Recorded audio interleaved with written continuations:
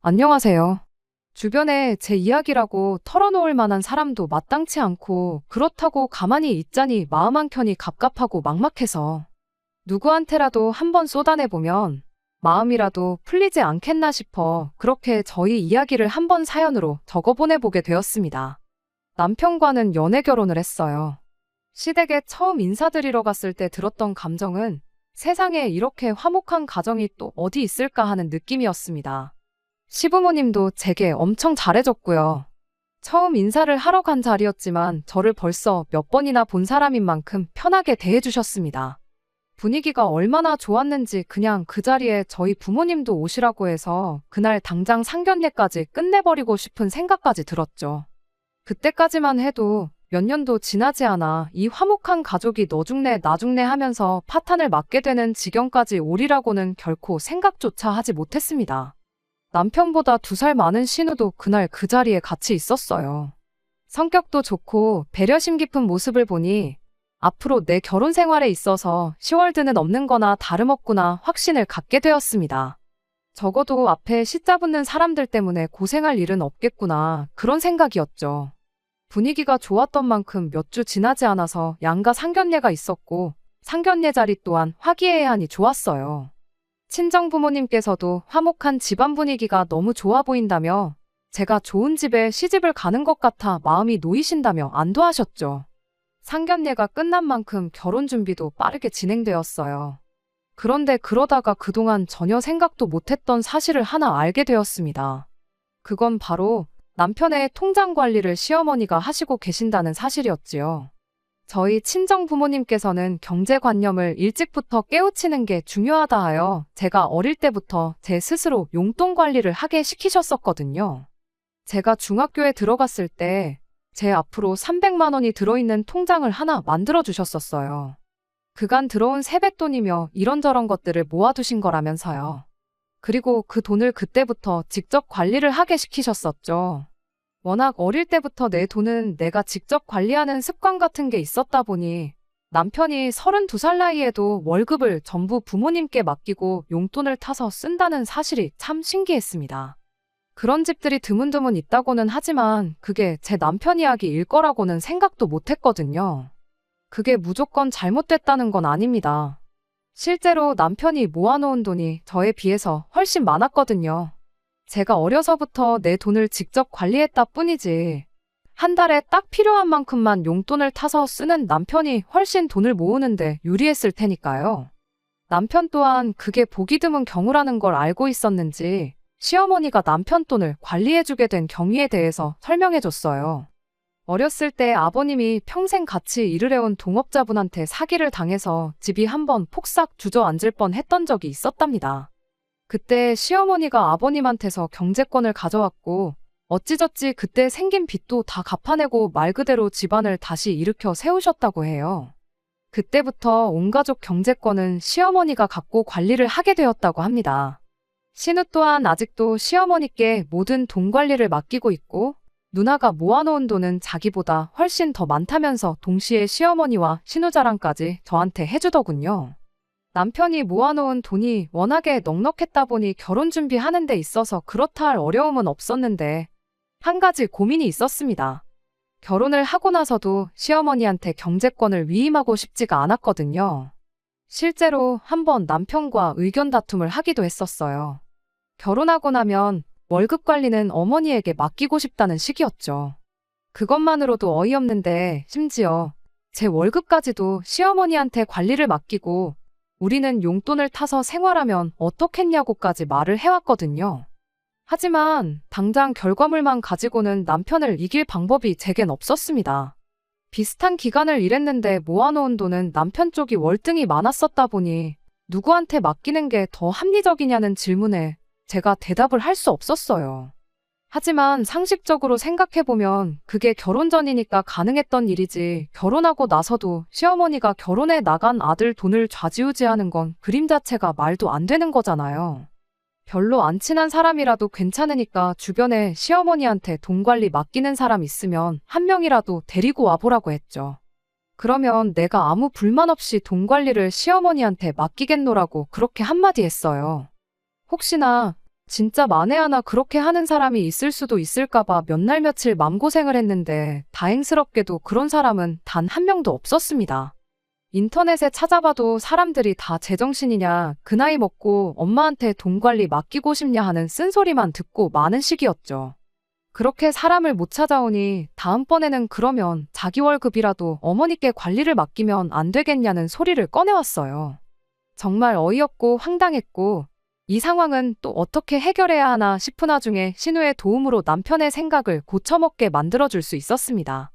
결혼했으면 당연히 돈 관리는 니들이 직접 하는 게 맞지 않냐며 남편한테 한마디 해준 게 결정적이었어요. 남편이 특히 신우 말은 또 엄청 새겨듣는 편이었거든요. 그렇게 돈 관리는 누가 하느냐는 사소한 의견 다툼은 해프닝으로 끝이 나고 말았고 이후로는 정말 그 어떤 문제 없이 결혼 준비를 마무리 지을 수 있었습니다.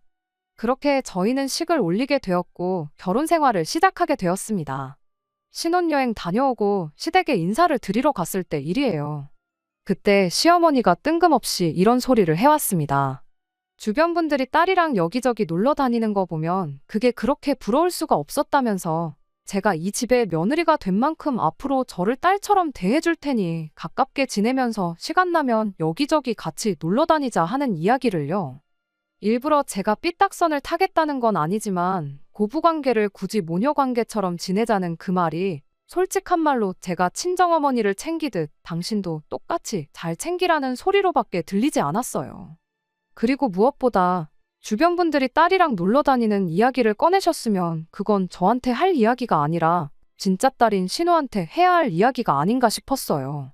신우가 직장 근처에 따로 혼자 나가서 살고 있긴 했지만 그렇다고 시댁에 큰맘 먹고 와야 할 만큼 멀리 사는 것도 아니었거든요. 진짜 딸을 바로 옆에 두고 왜 굳이 저를 딸처럼 대해주면서까지 같이 어딜 놀러 다니려고 하시는지 저는 도무지 이해가 가질 않았습니다. 며칠 지나지 않아 신우를 만났을 때 그때 그 이유를 알게 되었어요.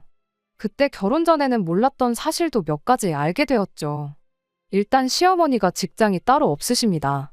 시어머니가 저희 친정어머니랑 연배가 비슷하신데 그래서 그랬나 막연히 시어머니가 당연히 일을 하고 계실 거라 생각했었어요.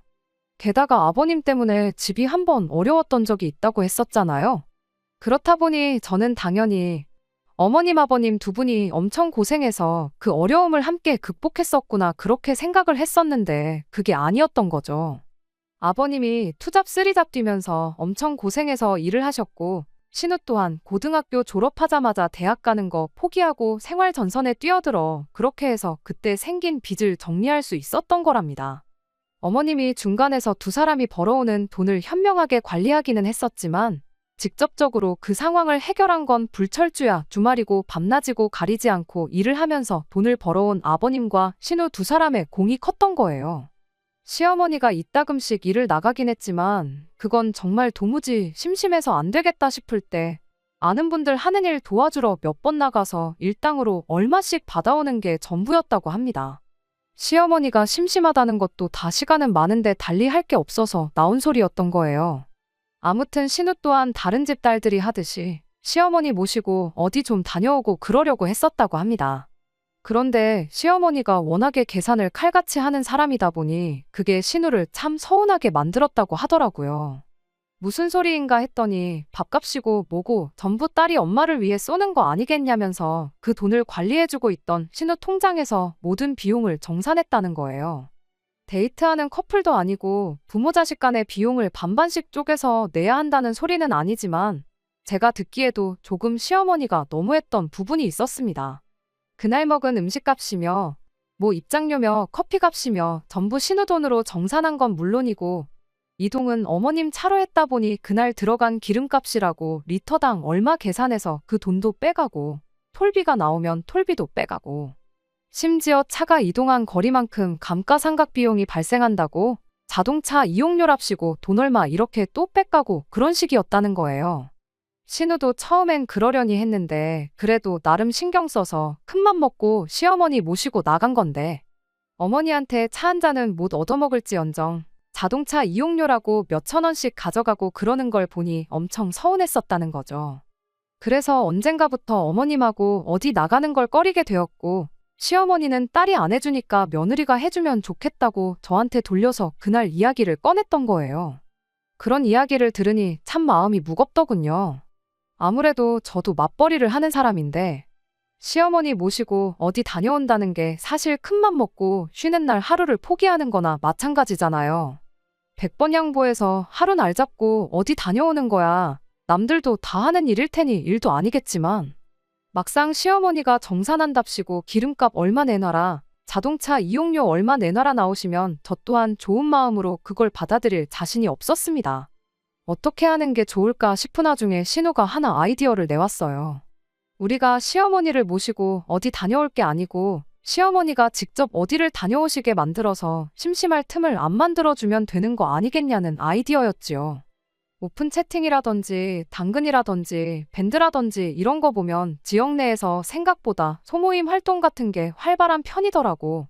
시어머니한테 그걸 어떻게 하는 건지 알려드리자는 거였죠. 그날 바로 시댁에 신우랑 같이 찾아가서 시어머니하고 이야기를 했어요. 신우가 시어머니한테 괜히 딸하고 며느리 괴롭히지 말고 마음 맞는 또래분들하고 어울리시라고요. 어머니한테도 그 편이 더 즐겁고 재밌지 않겠냐고 했더니 시어머니도 이내 수긍하시고는 신우한테 어플 사용 방법부터 이런저런 걸 배우셨지요.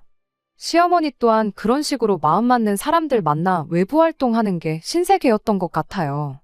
그도 그럴 게 그동안 한 푼이라도 아끼겠다고 어떻게 아낄궁리하면서 집에만 계시던 게 전부였던 시어머니 삶에 그런 식으로 접하는 모든 것들이 여지껏 모르고 지냈던 새로운 일들이었을 테니까요.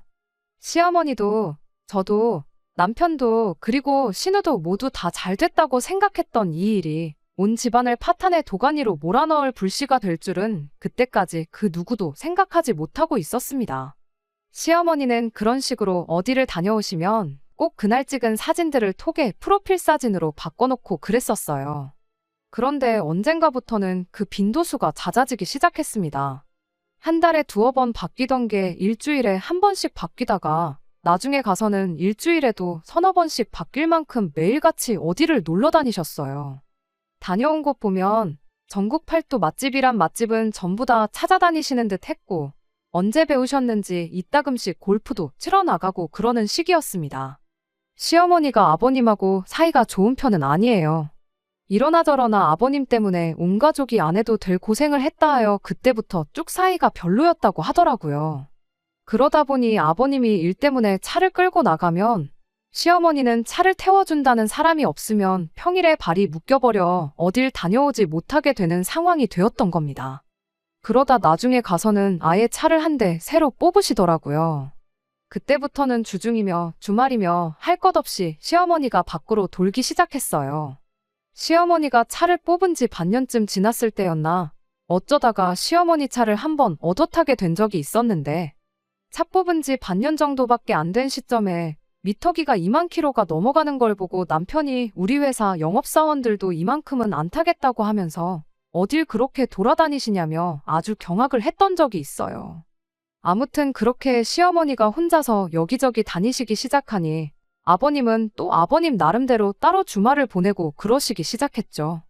주말이면 혼자 낚시를 나가서 짧게는 당일치기, 길게는 2박 3일로 해서 혼자 낚시를 다녀오시고 그러는 시기였는데 그때까지만 해도 제가 잘 몰랐다 보니 어머님이 여기저기 놀러 다니시는 만큼 아버님은 검소한 여가 생활을 즐기시는구나 그렇게 생각했습니다.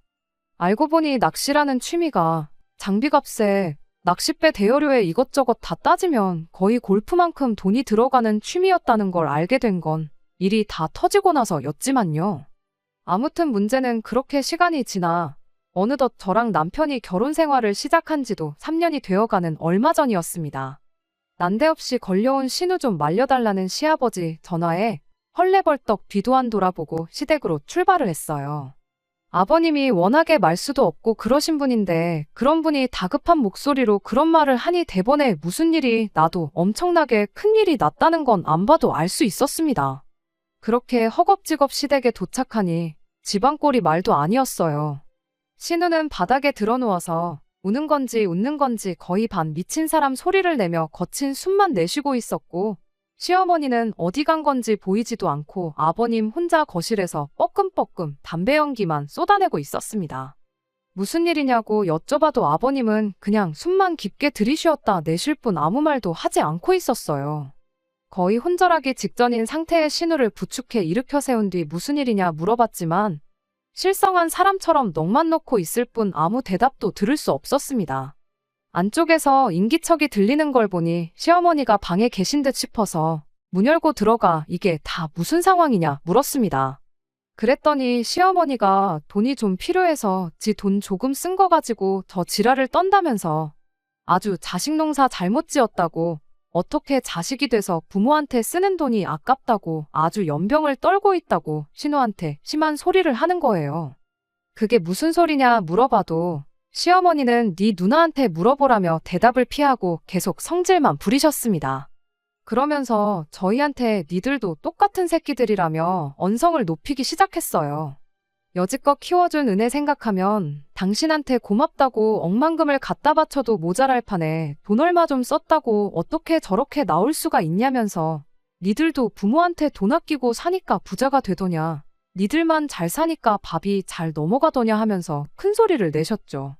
다 자업자득이라고 부모한테 돈 한 푼 쓰는 게 아까워서 저러는 꼴을 보니까 자식 새끼 키워봐야 아무 소용 없다는 게 무슨 말인지 알겠고 당신도 인생 잘못 살은 것 같다고 인생 더 살아봐야 뭐 하겠냐며 콱 죽어버려야겠다고 부모가 죽는 꼴을 봐야 자식들 마음이 풀리겠다면서 가슴을 쾅쾅 내리치시더군요.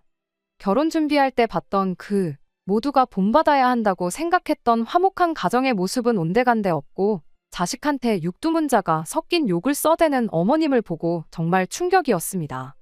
저희가 있다고 해서 시어머니 마음이 풀리겠다는 생각도 안 들어서 다시 거실로 나왔죠. 그렇다고 뭐 뾰족한 수가 있는 건 아니었어요. 몇 분 기다리지는 않았지만 늘어나는 건 집안을 가득 채우는 시아버지 담배 연기 뿐이었고 높아지는 시어머니 성질 부리는 소리뿐이었습니다. 달리 저희가 왔다고 해서 뭐가 해결될 기미는 보이지 않아서 그냥 돌아가는 게 낫겠다는 생각이 들어 자리에서 일어났어요. 그런데 또 신우를 저렇게 두고 가기는 뭐해서 신우를 부축해 나와 저희 집으로 데리고 갔습니다. 집에 도착해 신우한테 따뜻한 차 한 잔 내어주고 신우가 안정을 되찾기를 기다리고 있었어요. 어느 정도 시간이 지나고 나서 남편이 신우한테 대체 엄마가 누나 돈을 얼마를 썼길래 그러는 거냐고 말을 꺼냈죠. 신우가 반쯤 자포자기한 심정으로 대답을 하더군요. 땡전 한 푼 남기지 않고 몽땅 다 써버렸다고요. 저도 남편도 그게 진짜냐고 몇 번을 확인했어요. 듣고도 믿을 수가 없는 말이었거든요. 신우가 집안 형편 때문에 대학도 못 가고 바로 일선에 뛰어들었어야 했다 보니 돈 욕심이 대단한 사람이에요. 게다가 이미 처음 사회생활 시작했을 때부터 빚 갚는데 조금이나마 더 보탠다고 투잡이고 쓰리잡이고 돈 되는 일은 다 했다 보니 안정적인 직장을 가진 뒤에도 시간이 남으면 부업이다 뭐다 하면서 남들 여가 시간 보내는데 쓰는 시간을 돈 버는데 쓰는 그런 사람이었습니다. 고졸이니만큼 벌이가 별로긴 했지만 돈 한 푼 허투루 쓰는 법이 없었고 심지어 시어머니한테 용돈만 타서 생활하고 있었다 보니 저희들 결혼할 시점에 신우한테는 저희 두 사람 돈을 합친 만큼의 돈이 모여 있었어요. 그 후로도 쭉 회사 생활하며 투잡쓰리잡을 뛰었으니 시어머니가 몽땅 썼다는 그 돈을 액수로 환산해보면 최소 4억은 되었을 겁니다. 그리고 시어머니는 신우가 거의 20년 가까운 세월간 모아온 그 돈을 3년 만에 날려먹은 거였지요. 자포자기한 건지는 모르겠지만 신우가 생각보다 그 상황을 빨리 받아들이고 자리에서 일어났어요. 이렇게 신세 한탄해봐야 없어진 돈이 돌아오는 것도 아니지 않냐고 그냥 새로 시작하는 마음으로 내일부터 다시 열심히 살아야겠다며 괜히 안 좋은 모습 보여줘서 미안하다고 한마디 하고 집으로 돌아가더군요.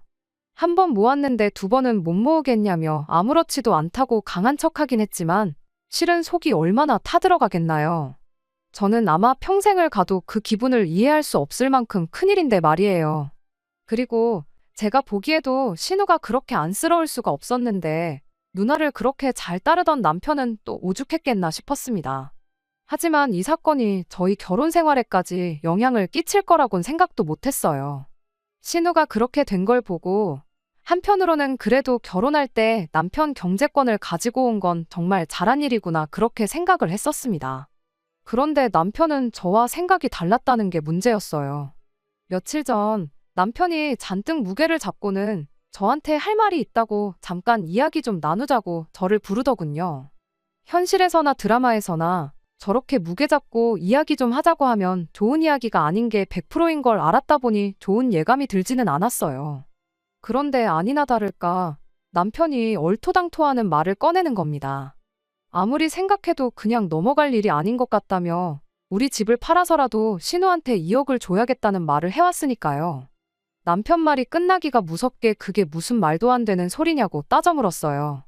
그랬더니 남편이 너도 일이 이렇게 된 데에는 책임감을 느껴야 하는 거라면서 제 탓을 하기 시작하는 거예요. 저희가 시어머니한테서 경제권을 받아오지 않았더라면, 시어머니한테 계속 돈 관리를 맡겼더라면 누나 돈이 적어도 절반인 2억은 남아있을 거 아니겠냐는 소리였지요.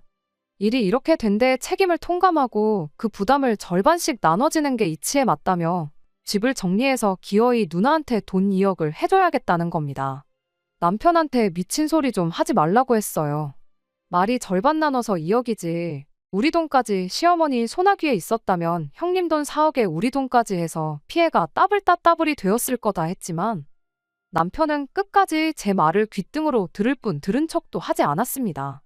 우리 돈은 어차피 결혼할 때 다 쓰지 않았냐고 그때 시어머니한테 돈 관리 맡겼어도 잘 모아봐야 7천 8천 정도가 전부였을 거 아니겠냐 했죠.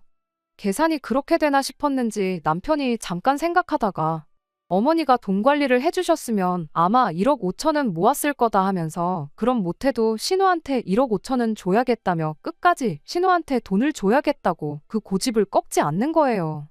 저는 죽어도 그렇게는 못하겠다고 남편을 말렸지만 남편은 끝까지 저렇게 신우를 내버려 둘 수 없다며 고집을 부렸고 나중에 가서는 그럼 저랑 이혼을 불사해서라도 신우한테 돈을 주겠다는 말까지 꺼내왔습니다. 결혼할 때 남편이 더 많이 해오긴 했지만 그래도 자기가 이혼하자고 하는 거니 재산 분할 절반을 해주겠다고요. 그리고 자기는 그렇게 해서라도 신우한테 최대한 자기가 해줄 수 있는 만큼을 해줘야겠다는 겁니다. 그렇게 남편과는 결론을 내지 못한 채 혼자 고민하다가 이렇게 사연까지 적어보내게 되었습니다. 저도 신우가 안쓰러운 건 맞지만 돈은 시어머니가 쓴 건데 왜 저희 집이 파탄이 나게 생긴 건지 아직도 억울하고 도무지 이해가 가지 않아요. 속은 말이 아니겠지만 그래도 신우도 가만히 있는데 괜히 지 혼자 나서서 저러는 남편도 이해가 가지 않고요. 그냥 이렇게 털어놓으면 제 속이나마 조금 후련해질까 싶어서 보낸 사연인데 다 적고 나니 마음만 더 복잡해지지 뭐 하나 후련해진 게 없네요. 안녕하세요. 신우가 평생에 걸쳐 모아놓은 돈 탕진해버린 시어머니를 두고 신우한테 집을 팔던 저랑 이혼을 하던 2억을 만들어 신우한테 주겠다던 남편 때문에 사연 보냈던 쓰니입니다. 정말 오랜만에 다시 찾아뵙는 것 같아요. 다행히도 어찌어찌 좋게 좋게 일이 잘 풀려서 이렇게 후기를 써서 보내게 되었습니다. 지난 몇 달간 아주 난리도 그런 난리가 없었어요. 다행히도 남편이 자기가 이혼 이야기까지 꺼내면서 너무 극단적으로 나갔다는 걸 깨달았는지 며칠 지나서 저한테 미안하다고 자기가 선을 넘어도 아주 크게 넘은 것 같다며 사과를 해왔습니다. 그렇게 남편과 대충 잘 푸는구나 싶었는데 난데없이 남편이 매달 신우한테 200만 원씩을 주면 안 되겠냐는 말을 꺼내와서 한참 화해하는 분위기는 사라졌고 또 그걸 이유로 대판 싸우게 되었어요. 남편은 너 나랑 결혼한 게 내 돈 보고 결혼한 것도 아니지 않느냐. 그냥 월급 200만 원 버는 남자랑 결혼했다고 생각하면 되는 거 아니냐면서 답답한 소리를 하는 겁니다. 그래서 남편한테 물어봤죠. 신우가 그렇게 된 건 정말 안타깝지만 대체 뭐 때문에 그렇게 신우한테 돈을 퍼주지 못해서 안달이냐고요. 막말로 돈을 써도 시어머니가 다 써버린 거고 그거 갚아주는 것도 시어머니가 해야 할 일이지. 왜 그걸 당신이 나서서 어떻게 해주지 못해 안달이냐고요. 그제서야 남편도 어느 정도 안정을 찾고는 제가 또 몰랐던 이야기를 하나 꺼내왔습니다. 신우가 그 나이 먹도록 자기 여가 시간도 보내지 않고 주말에도 아르바이트를 뛰면서 돈 모으는 데만 집착했던 데에는 다 이유가 있었어요. 저는 처음엔 그냥 돈 때문에 힘들었던 게 트라우마가 돼서 돈 모으는 데만 집착하는 거라 생각했는데 사실 그런 이유가 아니었습니다. 어찌저찌 아버님과 신우가 고생해가며 아버님이 만든 빚을 다 갚아내긴 했지만 신우는 신우 나름대로 고민이 또 하나 있었던 거지요. 사실 그때 그렇게 아버님이 동업자분한테 사기를 당하지 않았더라면 그때부터 모으는 돈은 다 시어머니, 시아버지 두 분 노후 자금으로 쓰게 될 돈이나 마찬가지였던 거잖아요. 그런데 한참 노후 자금을 모아도 모자랄 시기에 그 돈을 전부 빚 갚는데 사용한 거나 마찬가지였으니 아버님이 아직도 일을 하시며 돈을 벌어오고 있긴 하지만 두 분 생활비 하고 그러면 얼마 남지도 않은 돈이었어요. 그러니까 신우는 신우 나름대로 두 분 노후에 대한 책임도 지고 싶었던 거죠. 그 계획이 노후 자금을 자기가 벌어서 마련해드리려는 건 아니었어요. 애초에 신우 직장이 대학 가는 걸 포기하고 구한 직장이었다 보니 신우가 암만 오랫동안 경력을 쌓고 그래봐야 올라갈 수 있는 직급도 벌 수 있는 돈에도 한계가 있었습니다. 그리고 그 사실은 그 누구보다도 신우 본인이 더 잘 알고 있었고요. 신우 계획은 어떻게든 5억을 마련해 그 돈으로 시부모님과 함께 꾸려나갈 수 있는 가게를 하나 여는 것이었습니다. 신우가 퇴근하고 나서 주말에도 그렇게 알바를 하러 다녔던 이유도 돈 얼마나마 더 버는 것도 있지만 이일저일 하면서 자기한테 맞는 사업 소재를 찾기 위함도 있었던 거예요. 장사라면 물론 망해서 문을 닫을 수도 있다는 큰 리스크가 있긴 했지만 한편으로는 월급쟁이 생활하는 것보다 훨씬 더 큰 돈을 벌 수 있는 기회이기도 했으니까요.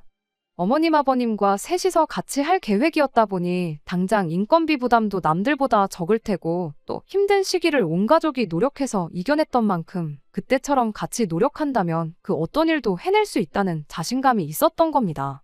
누구보다 가족을 사랑했고 아꼈던 신우였는데 5억이라는 목표 금액에 거의 다 도달해가는 상황에 정말 조금만 더 하면 되는 상황에 시어머니가 그 돈을 전부 날려먹었으니 그 배신감은 이루 말할 수 없겠죠.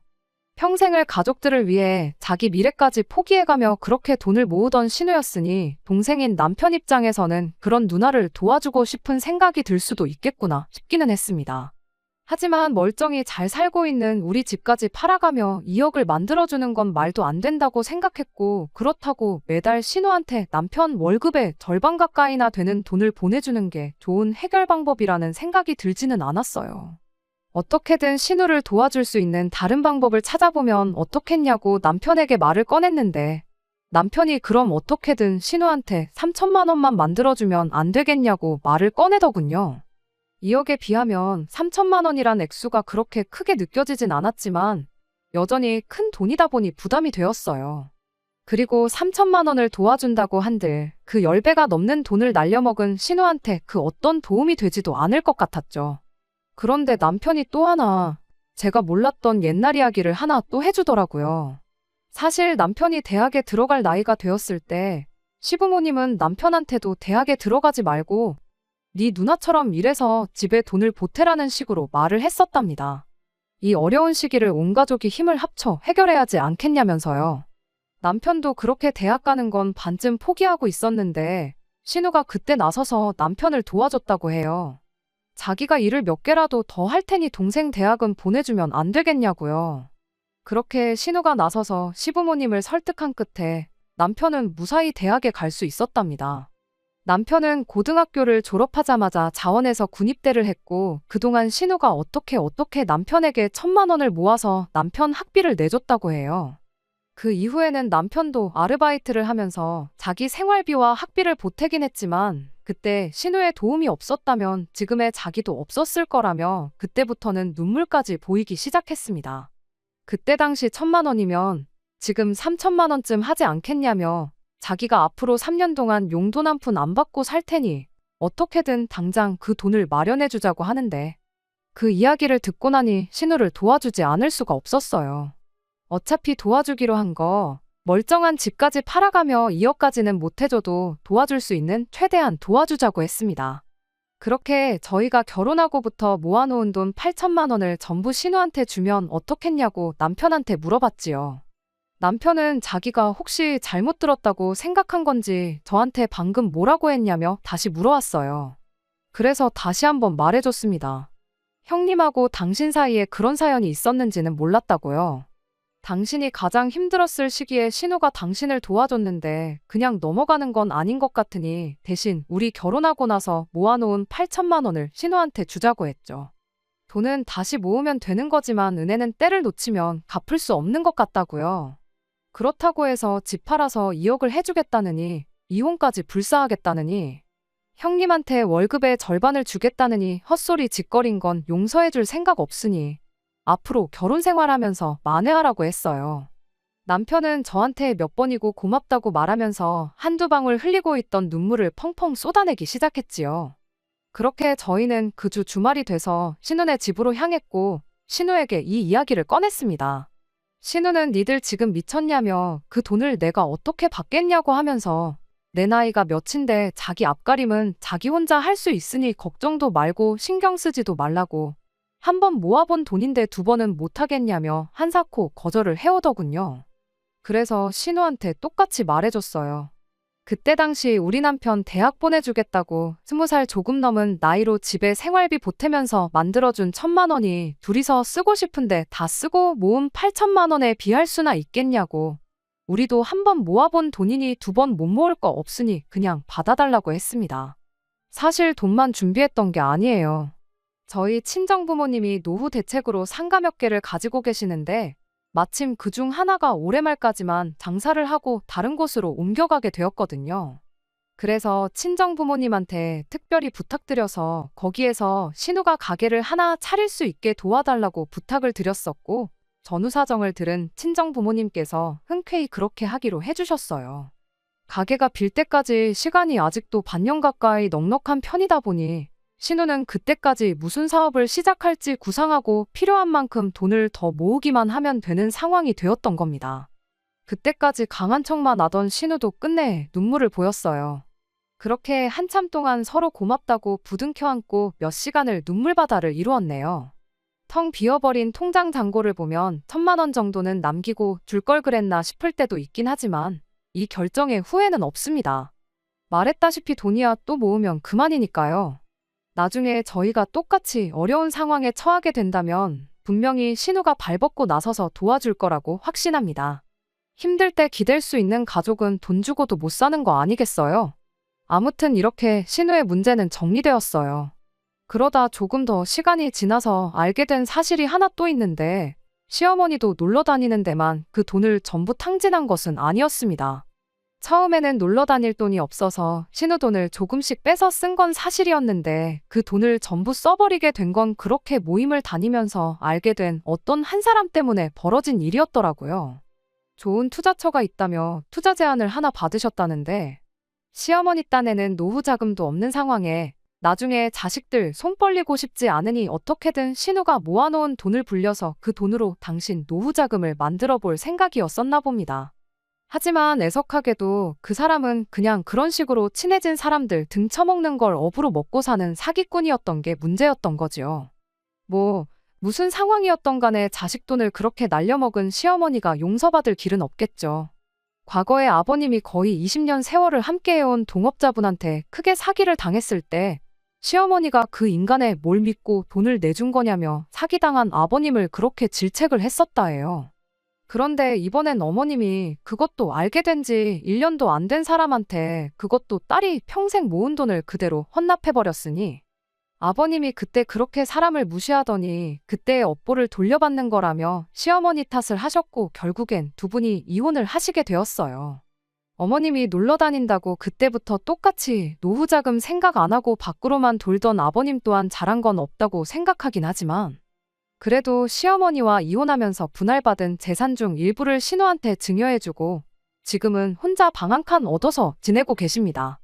아버님이야 그동안 집에 빚 만든 거 책임진다고 정말 안 해보신 일이 없을 정도로 경험도 많고 생활력이 강하신 분이지만 평생 집에서 살림만 해오신 시어머니가 혼자서 어떻게 얼마 안 되는 분할받은 재산으로 살아가실지는 모르겠어요. 신우도 이번 일을 계기로 두 분과는 완전히 따로라고 선을 그은 것 같은데 물론 부모 자식 관계가 그렇게 쉽게 무자르듯 끊어낼 수 없는 것이니만큼 앞으로 어떻게 될지는 잘 모르겠지만 한동안은 그렇게 쉽게 자식 돈을 탕진해버린 걸 후회하면서 살게 되실 거라는 건 자명한 사실이네요. 끝까지 들어주셔서 감사합니다. 오늘의 사연은 여기까지입니다. 구독과 좋아요, 알람 설정 부탁드리고 더 좋은 사연으로 다시 찾아뵙겠습니다. 감사합니다.